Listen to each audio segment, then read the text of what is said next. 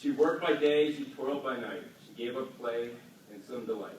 Dry books she read, new things to learn, and forged ahead success to earn. She plodded on with faith and pluck, and when she won, men called it luck. And when she won, men called it luck. Great success in business as an entrepreneur is much the same as in sport. It takes hard work, preparation, and many failures along the way. It's easy this day and age to observe success from afar and come to the wrong conclusion. If anyone that just woke up and noticed Tito's might think it's an overnight success. There's people of this kind that will tell you that it took about 17 or 20 years. My name is Wallin, and I'm a distributor. I've been a distributor, brand owner, and a software provider to the wine and spirits and beer industry for the last 22 years. I am CEO of the Napa Smith Brewery, Napa's only craft brewer, and managing director of Lipton Brands, which is a portfolio of craft and unique brands that we're bringing to the market. I'm also the founder of East Sky Solutions, which is a software provider to the industry. So I've worked with every major supplier and every major distributor in the country in different capacities, and I think my 14 years in the wholesale business gave me a somewhat unique perspective as I bring brands to market now. So I'll try to share a little bit of that with you today. I'm here to tell you there are 3 simple keys to success in our industry.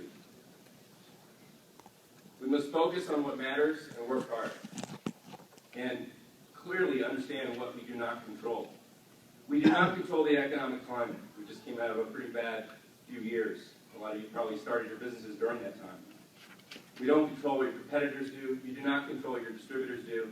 You don't control what government actions happen, world markets, disasters. These are all outside of our control. But what do we control?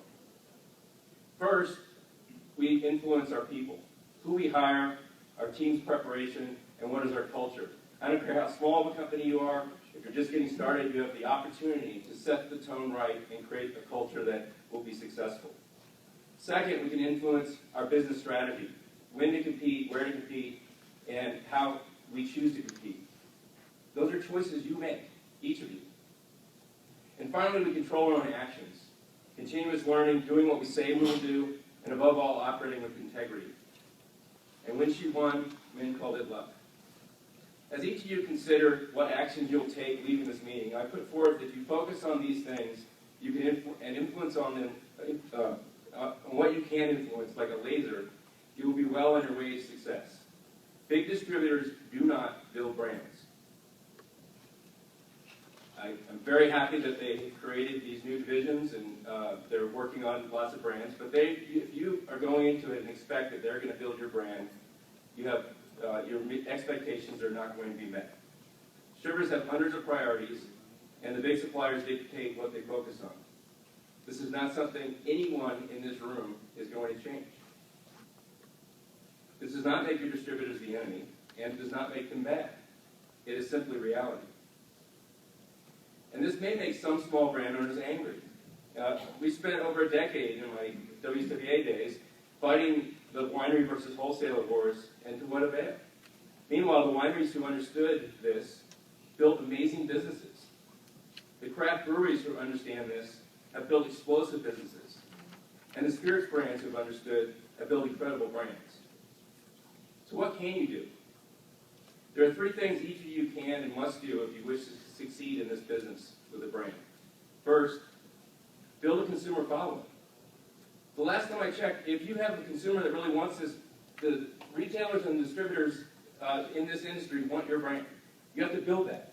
And when you're starting out, it's not easy, but you have to build it one at a time. Take a page out of the winery world, who have devoted enormous resources to building their wine clubs and wine lists. And I'm not suggesting to go direct, as some of the wineries have been able to do. I'm saying you build a relationship with the consumer one-on-one. There's never been an easier time to do that with today's technology.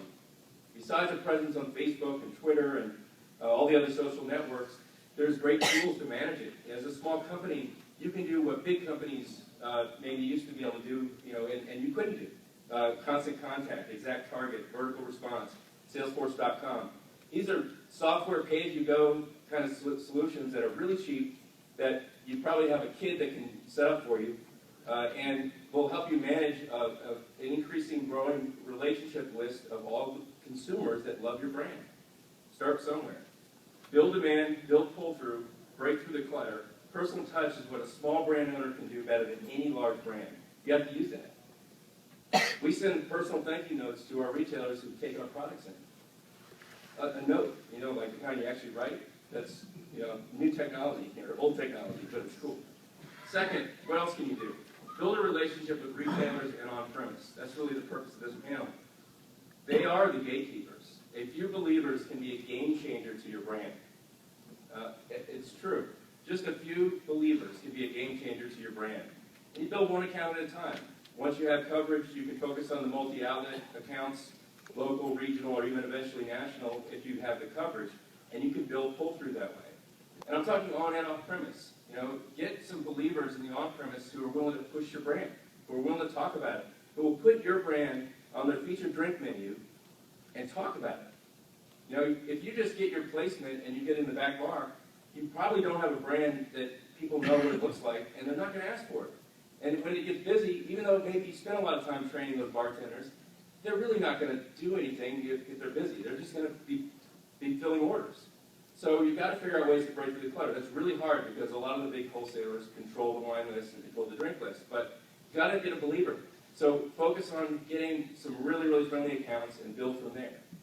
Once you get some coverage, you can do this with multi-outlet guys and you can cover a lot more territory quickly. Third, build a relationship inside the distributor. So this is really important. People build brands, companies don't. One motivated salesperson or brand manager, brand advocate within a distributor can make the difference in a market. I have an example. Napa Smith is our craft brewer from Napa Valley. Our home market is Napa. We self-distribute there. It's really important to us. There's 300 tap handles. We have 67 of them right now. So if you go to Napa, you will see my beer everywhere you go. Win your home market first. Second, we're statewide in California with Wine Warehouse. We have a great relationship with our distributor. We work on chain accounts, we work on all the big accounts together, and it's going well.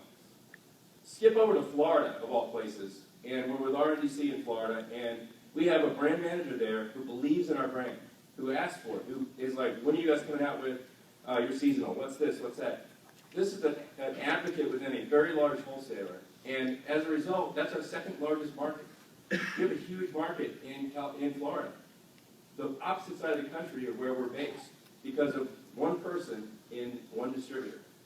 And we just got this Hoppageddon and our Imperial, our IPA into Disney World throughout the property. So if you go to Disney, you now have great beer.